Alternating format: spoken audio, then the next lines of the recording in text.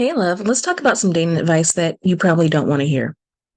So, recently, I had someone hop into my DMs and ask me about a relationship in which they weren't treated well and what should they do about it.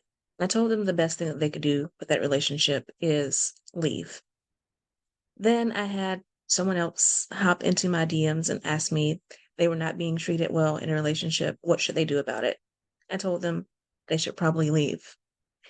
And then I found myself in the comment section on another social media platform arguing with this woman because she was saying that, sometimes women can't help being pick me's because they fall in love with a man and then the man dangles marriage in front of their faces and then they're forced to act a certain way in order to stay in this relationship and stay with that man because they so badly want to get married. And my response to that was that being in love is a great thing. It is a beautiful thing. But at the end of the day, you always have to love yourself more than you love other people, whoever the other person is, your mama, your boyfriend, your husband, anybody. You always have to love yourself more than you love other people. Here's the reason why a lot of people don't want to hear that dating advice.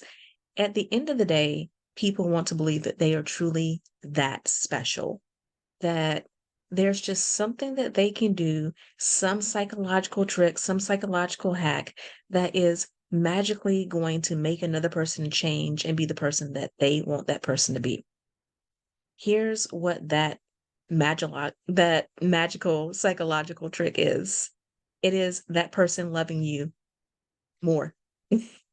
Particularly when it comes to male female relationships, it is that man loving you more than you love him, wanting you more. If that is the case, if a man is truly in love with you, truly wants to be with you, he will move heaven and earth to make it happen. Okay? He will do whatever it takes in order to be in relationship with you.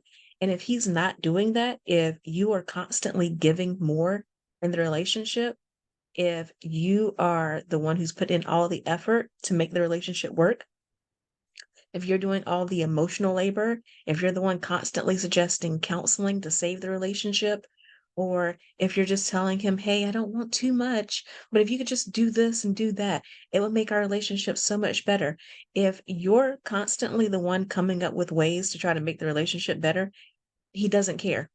Not to say he doesn't like you, he might be perfectly fine being in a relationship with you, but if someone better came along, a better option to him, he would take that option and he would leave.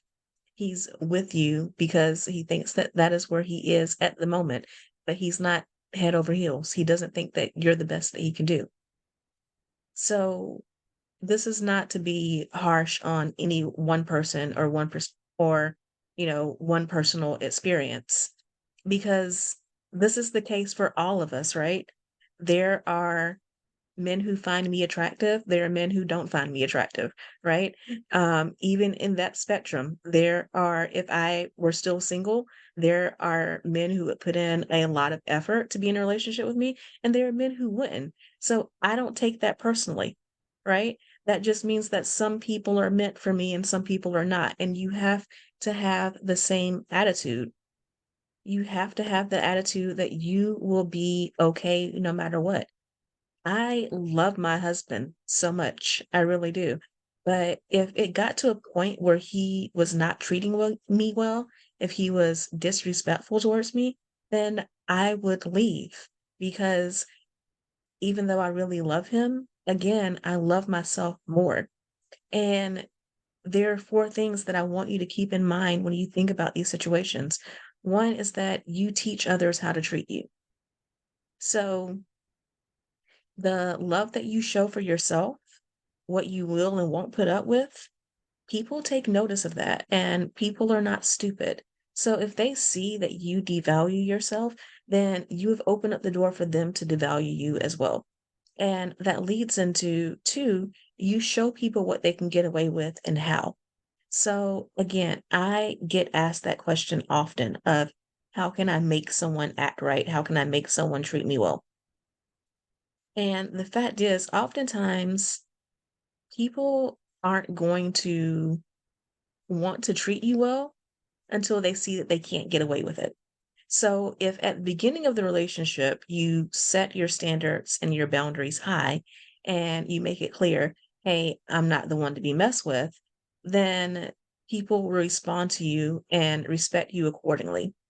But if you don't have that established, the relationship doesn't have much hope because are there situations in which the person changes?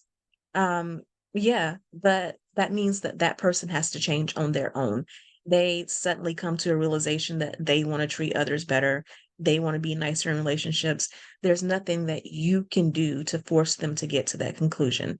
And absent of that, what will happen is if you do all these tricks to make someone stay in a relationship and you get them to promise that, they'll do better, they'll treat you better.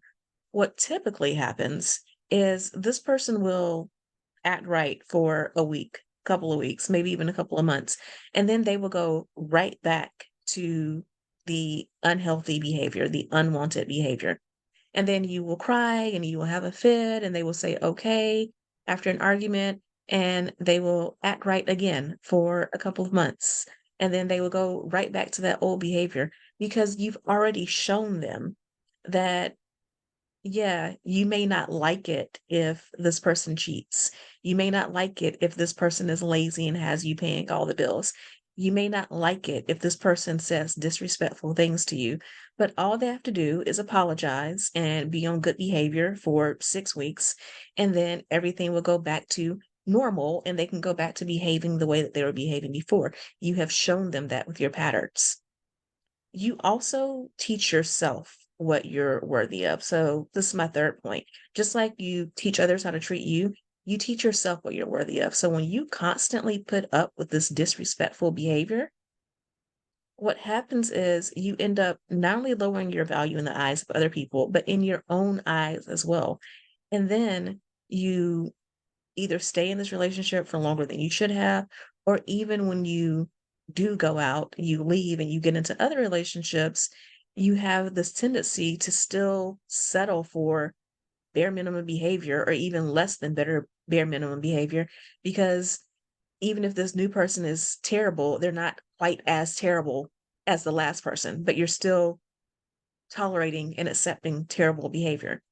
And that brings me to my last point. You end up normalizing terrible behavior.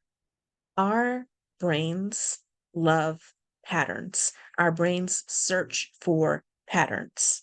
So when we are in unhealthy relationships as adults, is one of the things I learned when I became certified as a hypnotherapist, is that oftentimes when we had unhealthy relationships as children, we are more primed to be attracted to people who are not healthy for us as adults because this is what we're used to. This is what our brains know as normal. Even if it's not healthy, our brains know it as normal. So we tend to be attracted to people who mirror the relationships that we had in our formative years with parents, guardians, other family members, other adults, right? So we continue that pattern, but also in our adult years, as we form relationships, if we get into a situation where someone doesn't treat us well and we stay in that relationship for a while, eventually, our brain normalizes that to protect us. It takes away some of the sting and the pain out of it, not unsimilar to the fact that when women have children, they don't remember just how painful that experience was. They remember some of the pain, but not all of it, because if women could completely remember every ounce of pain they were in when they had a child, no woman would have more than one child, right? So our brain smooths over some of that pain, right? It's the same when you are in relationships. Emotionally, if you endured a lot of pain in relationships, your brain will smooth some of that and normalize some of that so that you go into another relationship and it becomes a normal for you. And it takes really being determined to break this pattern and really being willing to accept the consequences of breaking this pattern. Your dating pool will get smaller. You might be lonelier for a period. People are going to be pissed at you because you have the nerve to set boundaries and have standards now. People are going to think that you're uppity or bougie or you changed or you think you're better than other people. Like all these things are going to happen as you get into the season of growth and change and demanding better, because it's not just asking for better. If you continue to ask for better, you'll ask for it, but you'll just keep getting more of the same because, again, you have taught people that you will accept less. It is when you say, no, I really am changing my standards, my boundaries, and I love myself enough that I'm willing to walk from anything that is not healthy. That is when you start getting treated better in relationships. And oftentimes that means you start getting treated better in new relationships. You will have to leave the old ones that you were in behind. So I hope that you find this helpful. Let me know in the comments if you want to talk more about setting boundaries, about raising your standards. Happy to do some videos on that in the future. And if you are ready to, really sit down and look at the unhealthy patterns that are keeping you from being in a cherished relationship, you can sign up for my Cherished Feminine Dating Audit. The link to that is in the description, and I will talk to you soon. Love you so much. Bye.